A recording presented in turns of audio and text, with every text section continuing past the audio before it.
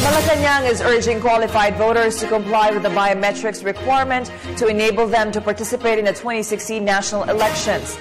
Deputy Presidential Spokesperson Abigail Valdez says COMELEC offices are open on weekends to accommodate voters.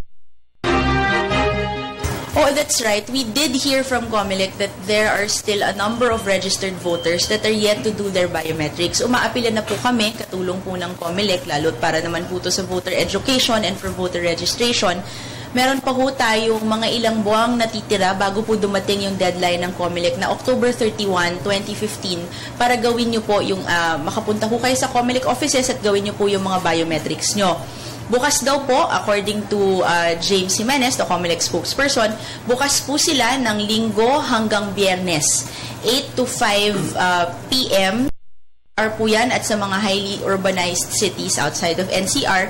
Let's take advantage of the remaining time. Sana po wag po nating intayin yung last week or last 3 days, last 2 minutes bago po tayo pumunta sa COMELEC office at makakuha po tayo ng biometric. Sayang naman po ang inyong boto.